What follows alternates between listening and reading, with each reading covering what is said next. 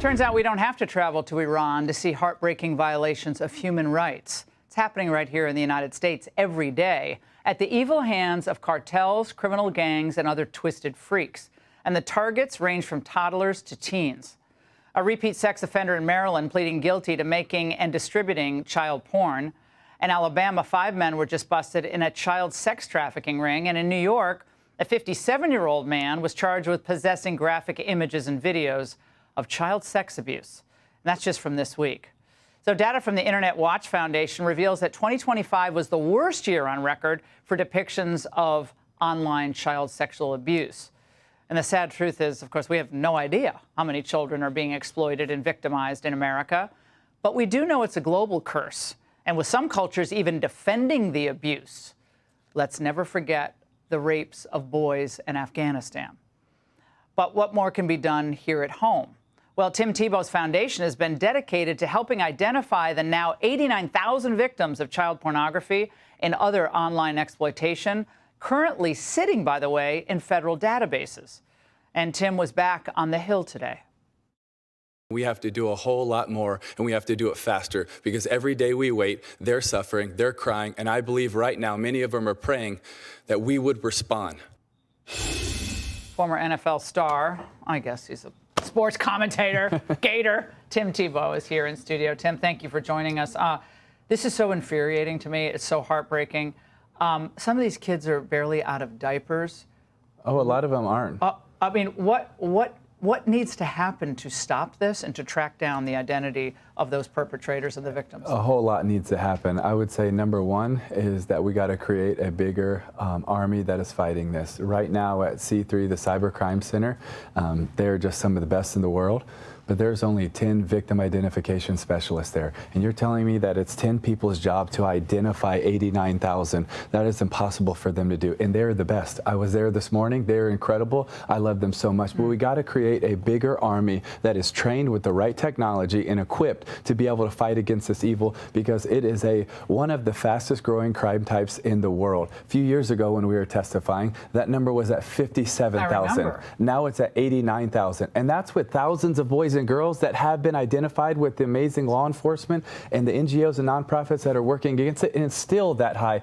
And that's just one database. That's just ICSA database from Interpol. There's also CADE, there's Australian, there's HSI database, there's FBI database. There's so many databases, and one thing we also need to do is have them work together so that they can have an international treaty that leads to a deconfliction, so you can actually get all the ground truth. Well, AI is a big problem when it comes to this issue. Very briefly explain how. Well, AI is a problem when you're having boys and girls that are getting abused and raped. And I hate to even call it child porn, because that's not what it is. Right. It's child abuse and it's child rape. Yeah. And so what they're doing to be able to throw off the investigators is they're putting AI in it, but it's also with the real boy or girl. So they will AI a hand or put a bunny or something else that's in so that the technology will say, no, this is AI, to be able to throw the investigators off of their tracks. That's also why we need the best technology and the best training for the investigators. How did you get into this issue? I mean, everyone has a charity when they're like, you, this is my foundation, but why this issue?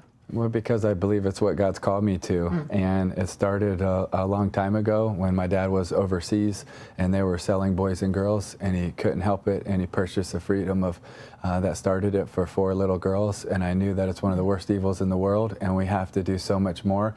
But I think one of the things is that not an accurate perspective and perception is given to this. This isn't just happening around the world. It's happening in every neighborhood right here in America. Like, out of all those that have been identified and safeguarded from the Operation Renewed Hopes, just under half are right here in the U.S. This is happening, and the #1 offender, and people don't like it when I say this, but we have to tell the truth, we have to get an accurate picture. The #1 offender is biological fathers. And men have to step up and stand up and be the men that we're called and created to be, to protect, not exploit. And it's going to start at the home. This is demonic. It is. Right. It's a battle of good and evil. Yeah. So this ultimately is a spiritual battle, and you're seeing this play out across culture. You know, morphing sexuality, morphing traditional roles for families. So this is bigger than just this one issue. But do you feel that God is calling you to fight at this moment on this, and do you feel the forces against you? Because the closer you get to solving something, the more in my view, the devil comes at you. Yes and yes, but I also would believe this would be one of the biggest reasons why I'm created.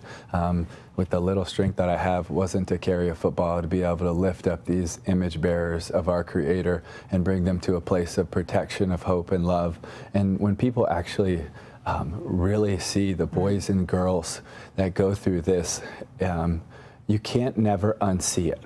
And so many times when we just talk about, because it makes people uncomfortable. It is uncomfortable, but compassion is also uncomfortable. I do not believe that you can have a life of comfort and compassion at the same time, because compassion literally means to be moved from your most inward parts. It is uncomfortable, but we have to be willing to be uncomfortable one day so that these boys and girls can be comfortable. It is incredibly inspiring, and I'll help you in any way I can. Thank you. So, thanks, Tim. Thank you so much. All right, great to see you. Hey, Sean Hannity here. Hey, click here to subscribe to Fox News YouTube page and catch our hottest interviews and most compelling analysis. You will not get it anywhere else.